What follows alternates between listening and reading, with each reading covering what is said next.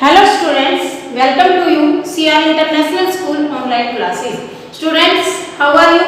I hope that everyone is fine at your home. Now we are going to start our chapter first of geography. Chapter name is Bharat का आकार और स्थिति.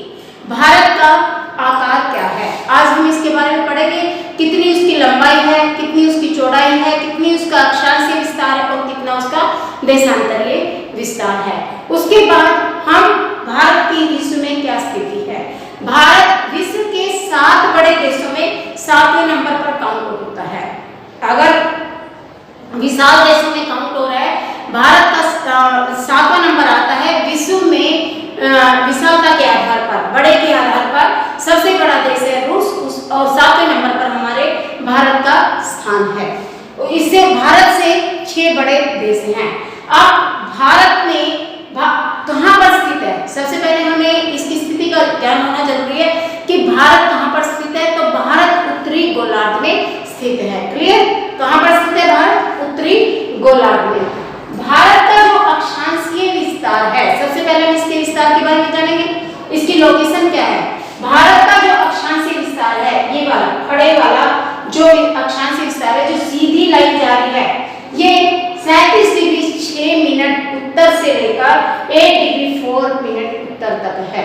क्योंकि ये उत्तर से उत्तर तक आ रहा है, इसलिए हम इसको उत्तर ही में काउंट करेंगे. आपको कंफ्यूज नहीं होना कि दिशा दक्षिण है, लेकिन हम इसको उत्तर में क्यों गिन रहे हैं. तो ये 37 डिग्री 6 से स्टार्ट, यहाँ से 8 डिग्री 4 उत्तर से मिनट से शुरू होकर 37 डिग्री 6 मिनट उत्तर तक इसका क्या है? अक्षांशीय विस्तार.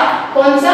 ये वाला जो लाइन हमारे पास सीधी खड़ी आ रही है, यानी कि ये जो इसकी लंबाई में है, ये अक्षांशीय विस्तार कहलाएगा.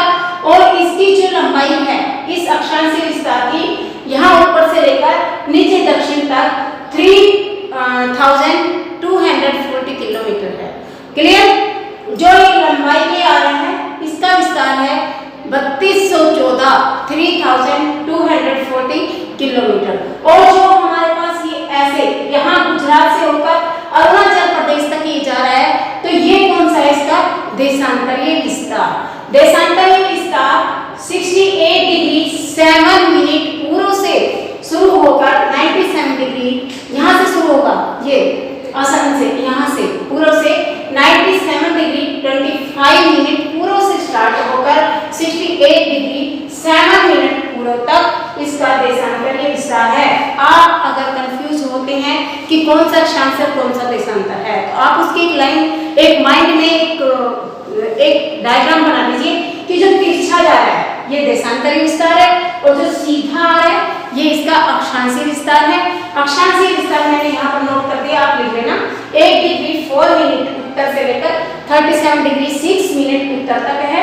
और इसका जो देशांतरीय विस्तार है 68 डिग्री पूर्व मिनट 68 डिग्री 7 मिनट से पूर्व से लेकर 37 डिग्री 6 मिनट पूर्व तक है.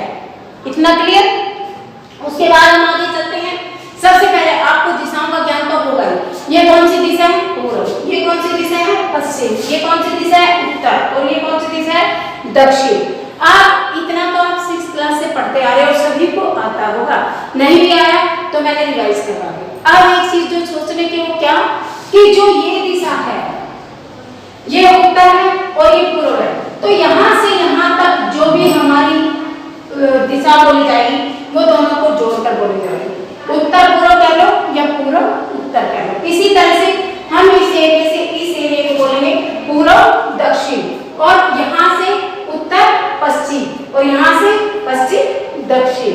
क्योंकि अब बड़ी क्लासों में हो जाते हैं तो बार बार दिखाया जाता है कि पूर्व से दक्षिण तक, पूर्वी दक्षिणी ऐसे भी बोला जा सकता है, या उत्तर पश्चिमी भी बोला जा सकता है. तो आपको क्लियर हो, उत्तर से पश्चिम तक तो दिशाएगी वो उत्तर पश्चिमी, उत्तर से पूर्व तक जो जा रही है उत्तर पूर्वी, पूर्व से जो नीचे दक्षिण तक आ रही है पूर्वी दक्षिणी, और यहाँ से पश्चिम दक्षिणी. क्लियर इतना? उसके बाद हम आगे चलते हैं कि हमारी जो कर्क रेखा है जिसको हम बोलते हैं या मध्य कर्क या मध्य, ठीक है, हमारी दो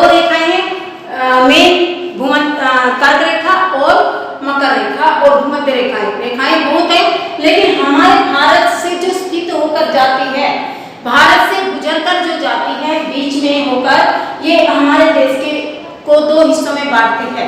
एक, और ये 23 डिग्री 30 से 23 डिग्री 30 मिनट से लेकर यहाँ पर भी 23 डिग्री 30 मिनट तक जाएगा। इसके बीच में 8 राशि पढ़ेंगे, ठीक है। वो 8 राशि मैं आपको कल लिखवाऊंगी क्योंकि आप कंफ्यूज हो जाएंगे जब हम राज्यों से संबंधित आगे चर्चा करेंगे, उस पर मैं आपको समझाऊंगी। आज के लिए आपने इसका विस्तार देखा और इसकी अक्षांश और देशांतरी विस्तार के बारे में हमने पढ़ा। अब भारत में 2 द्वीप समूह हैं, एक है अरब सागर, ये सागर है पहला अरब सागर। अरब सागर में स्थित कौन सा द्वीप समूह है? लक्षद्वीप, ठीक है, लक्षद्वीप। और यहाँ पर आपकी पड़ती है बंगाल की खाड़ी, इसमें कौन सा द्वीप समूह स्थित है? अंडमान निकोबार। ये यहाँ पर ऐसे ऐसे ऐसे ऐसे आए हैं, ये लंबे हैं, ठीक है। आपको पहचान करनी, ये छोटे झुंड में होंगे, ये लक्षद्वीप है, और जो लंबाई में जा रहे हैं ये अंडमान निकोबार द्वीप समूह है, ठीक है। भारत में 2 द्वीप समूह हैं, एक अंडमान निकोबार और दूसरा लक्षद्वीप, मैंने यहाँ पर नोट कर दिया है। उसके बाद देखिए 3 सागर स्थित हैं भारत में। 3 कौन से? एक अरब सागर, दूसरा बंगाल की खाड़ी और तीसरा यहाँ पर हमारा हिंद महासागर। तीसरा ये हिंद महासागर स्थित है। आपसे कोई पूछे कि भारत में कितने महासागर स्थित है, कितने समुद्र स्थित है, तो 3, अरब सागर, बंगाल की खाड़ी और हिंद महासागर। द्वीप समूह कितने हैं? 2, कौन से? लक्षद्वीप समूह और अंडमान निकोबार द्वीप समूह। लक्षद्वीप समूह कहाँ पर स्थित है? अगर आपसे पूछे तो आप क्या बताएंगे? भारत के पश्चिम दक्षिणी सीमा पर, ठीक है। सॉरी, लक्षद्वीप कहाँ पर स्थित है? भारत के पश्चिमी और दक्षिणी हिस्से में। और यहाँ पर अगर पूछे अंडमान निकोबार द्वीप समूह की कहाँ पर स्थित है, तो पूर्वी दक्षिणी हिस्से में। क्लियर इतना? 3 सागर, 2 द्वीप समूह, अक्षांशीय विस्तार, इसका देशांतरीय विस्तार और कर्क रेखा 8 राज्यों से होकर गुजरती है। उसके पश्चात हम देखते हैं कि भारत का कुल क्षेत्रफल कितना है? 32.8 लाख वर्ग किलोमीटर है।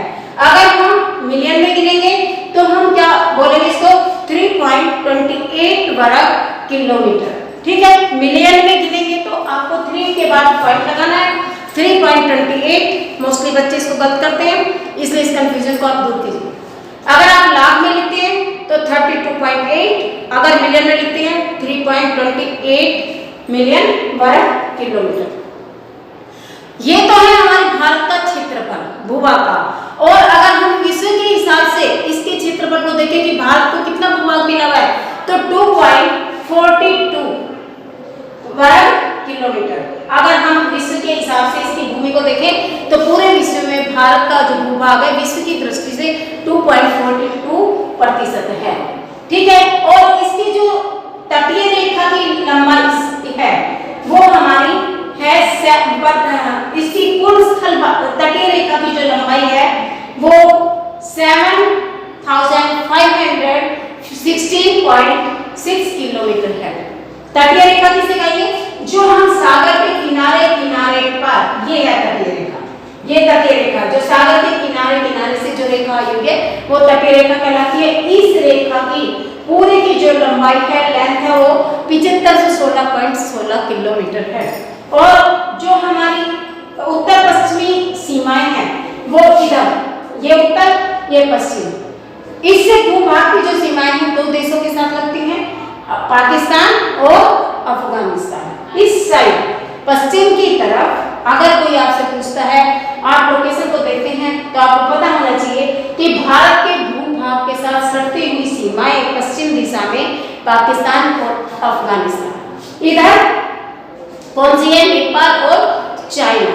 अगर पूर्व में देखेंगे तो हम म्यांमार, बांग्लादेश, और नीचे आएंगे तो हम श्रीलंका। ये श्रीलंका है, ठीक है। और ये श्रीलंका है। ये एक जो स्ट्रीट सी दिखाई दे रही है आपको, एक गली सी, इसको बोलेंगे हम पाक